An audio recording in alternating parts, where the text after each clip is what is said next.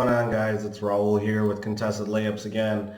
Hopefully you enjoyed the last video that I did. So what I'm going to go over today is the preseason just started, and one of the big matchups of the day today was the Los Angeles Lakers, the new look Los Angeles Lakers versus the Golden State Warriors.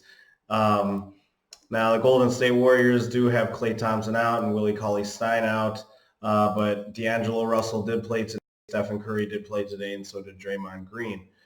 The starting lineup for the Lakers consisted of LeBron James at the 1, Avery Bradley, Danny Green, Anthony Davis, and JaVale McGee. And so what I'm going to do is I'm going to play a little bit of a highlight video brought to you by NBA TV, NBA.com, and I'm just going to play it off YouTube, and it'll just be a couple minutes of the game highlights that they provided, and I'm just going to break down a little bit of what I saw. So, all right, here we go. Already you see a big size difference. It's one of the biggest differences when you come from college or a different program to the NBA. Everyone is athletic. Everyone has length. Well, James went to the left hand, tipped home by Davis. With the Hawks, spent time in the G League, and he had weight issues. Nice pass. Braun. So if you see there, the combo of JaVale McGee and Anthony Davis is already taking its toll on, smaller teams like the Golden State Warriors. Obviously, you have another reliable, a way more reliable big. I guess Anthony Davis is one of the best bigs in the game, and you have to respect the fact that he could shoot threes. Just winds up being an easy pocket pass to JaVale McGee on a little screen and roll action. But these are the problems that a lot of teams are going to face now because, it's not the Lakers of last year where it was just JaVale McGee and Tyson Chandler. You have to respect Anthony Davis's skill set, and that makes it a lot easier to have open shots and open opportunities for JaVale McGee. So we're just going to keep going here. For McGee, the one-time Warrior thought he was fouled. Now James into the lane. Nice pass again, and it's Davis this time. Building that chemistry early. The lob, and McGee puts it home, and they've seen that work by Judah. They have 14 new players on their roster. Here's James with the hard drive. It counts, and the foul. I don't know how you stop that, C-Web. In the open court like that, the strength. Russell kicks it out. Curry with lots of time for three, yes. Well, it's only fitting. The first three in this building comes from Steph Curry. JaVale McGee taking advantage. So again, the luxury of having Anthony Davis is just paying off, because not only do you have one of the best big men in the game that you have to respect his shot, so he'll be able to come out and spread the floor a little bit more. You have to respect the fact that he could shoot threes.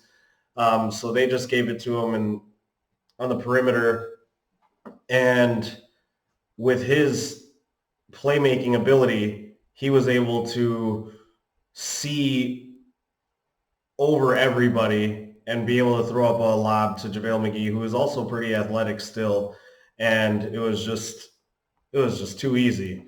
These smaller teams are going to have a lot of trouble against the Lakers, and DeMarcus Cousins went out, and immediately everybody said, "Oh, well, what are they going to do?" JaVale McGee is okay, but I don't agree with that at all. The team of JaVale McGee and Anthony Davis is going to be an absolute force to be reckoned with once they get their chemistry down, and you're going to see Anthony Davis making a ton of plays for JaVale McGee.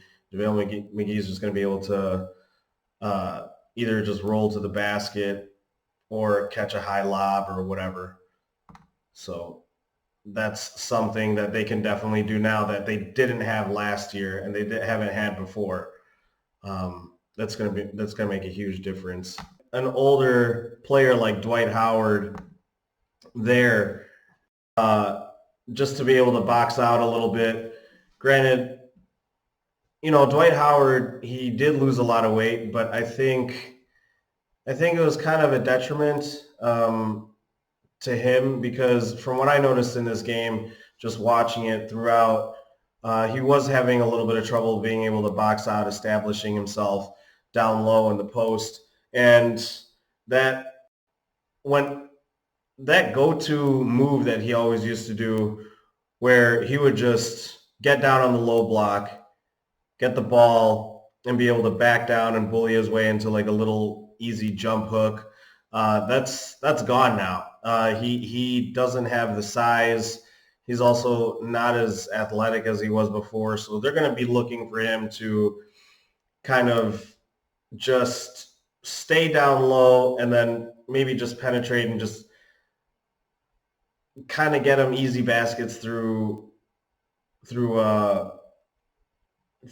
penetrating to the basket. It's not going to be any more of Dwight Howard's going to set up shop down low and he's going to back people down and just dominate. He's just going to have to get these like little running hooks and whatever. I also saw a lot of LeBron in the low post, which it's pretty much the most that I've seen him in the low post, and especially this early.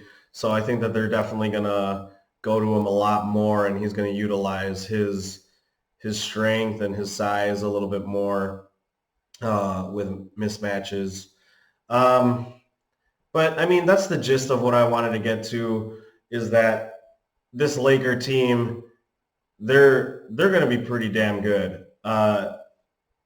It's very clear to me that Anthony Davis is going to be the focal point of their offense, and they're just going to be able to kill you in a bunch of different ways, whether it's LeBron being in the post or Anthony Davis being in the post, or if you have him in high pick and rolls, or if you have LeBron running the point.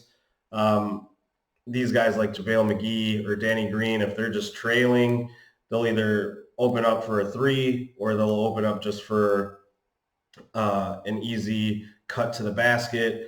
They're also all very professional, so they know when to pass. As far as Dwight Howard goes, obviously it was his debut. He looked like he needed to adjust to the game a lot more. I also don't like I said, I don't like the fact that he lost so much weight. I think it was kind of a detriment to his game.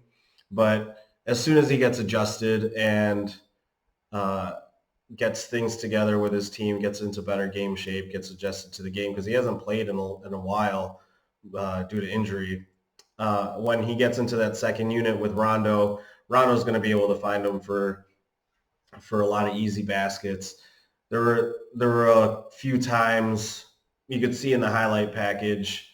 There were a few times that Rondo would try to get to the basket and try to maybe throw up a little lob to Dwight Howard, but Dwight Howard his timing was off, or he just didn't jump high enough, and you had Anthony Davis there to clean it up, or you had JaVale McGee there to clean it up. So they're also doing a pretty good job of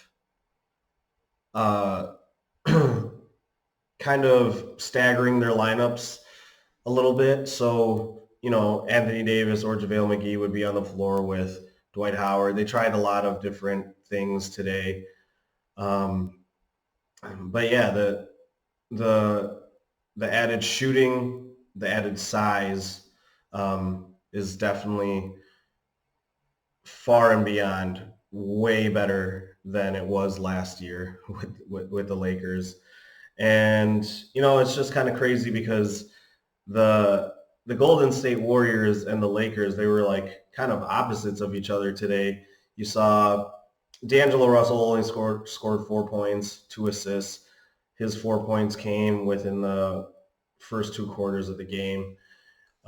He didn't really do much, but you saw Golden State going through a lot of growing pains and just trying to figure out where their team was going and what they wanted to do together and how they wanted to play. The Lakers looked like professionals, and everybody played their role pretty well. Even when Alex Caruso got into the game and it had some of their third string players in there, Alex Caruso, Troy Daniels, they they they looked like pros. And that's something that we were accustomed to seeing with Golden State throughout these past couple of years. And then I thought it was just pretty interesting to see that the sides were flipped a little bit.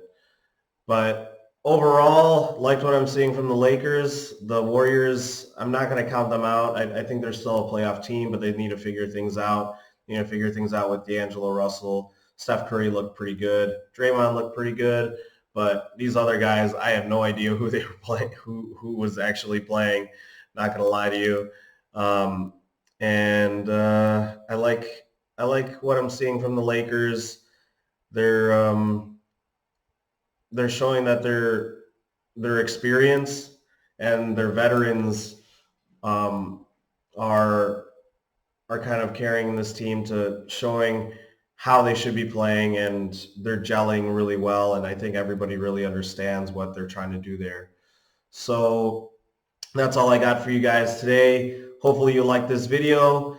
If you want to see more, or if you want to listen to our podcast, feel free to like and subscribe. We're on iTunes and Google Play and Spotify.